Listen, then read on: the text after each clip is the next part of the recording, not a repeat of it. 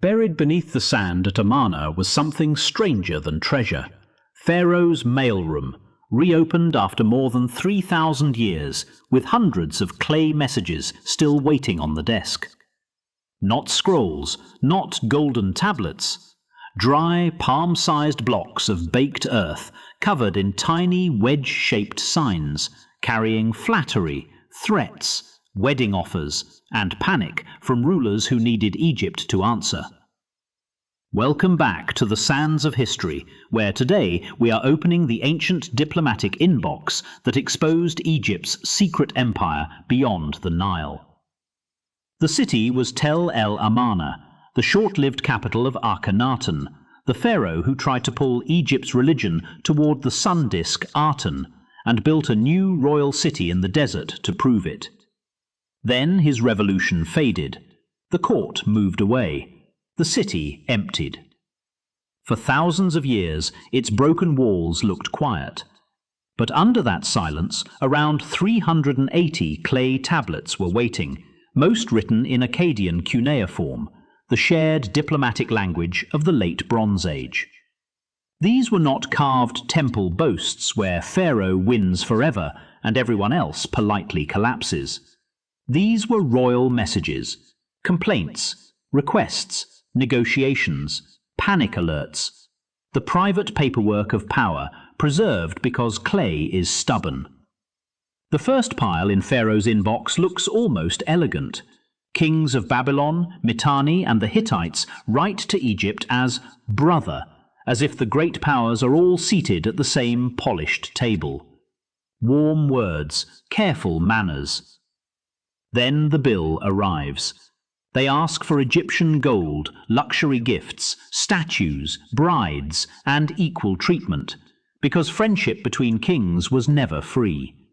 Mitanni's king Tushratta praises Egypt in glowing language while pressing for more gold, and royal daughters become living treaties, sent across borders to seal alliances with a human heartbeat.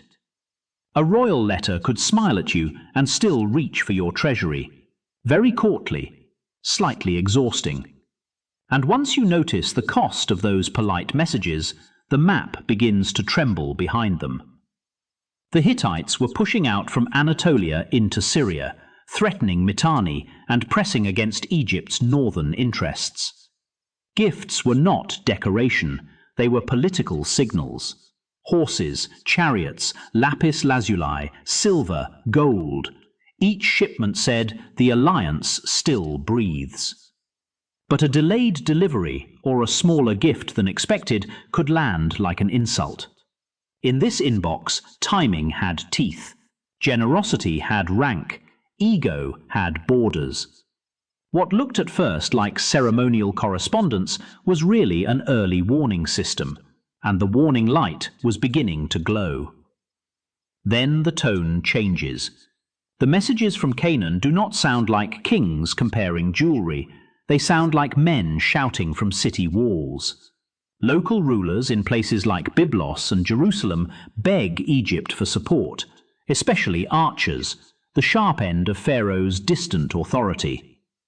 Rib-Hadda of Byblos writes again and again, warning that enemies are closing in and his city may fall. Abdi-Heba of Jerusalem complains that the king's lands are being lost, blaming rival rulers and the disruptive people called the Apiru. One tablet flatters, the next one bleeds. Pharaoh's desk now has two piles, polished diplomacy from great kings and emergency messages from the front. That is the uncomfortable truth the Amarna Letters preserve so well.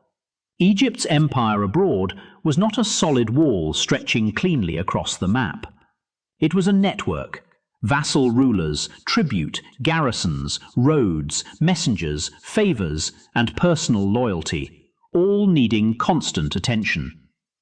From Amarna, Akhenaten's court can feel strangely distant, as if some desperate requests were delayed, ignored, or swallowed by palace bureaucracy.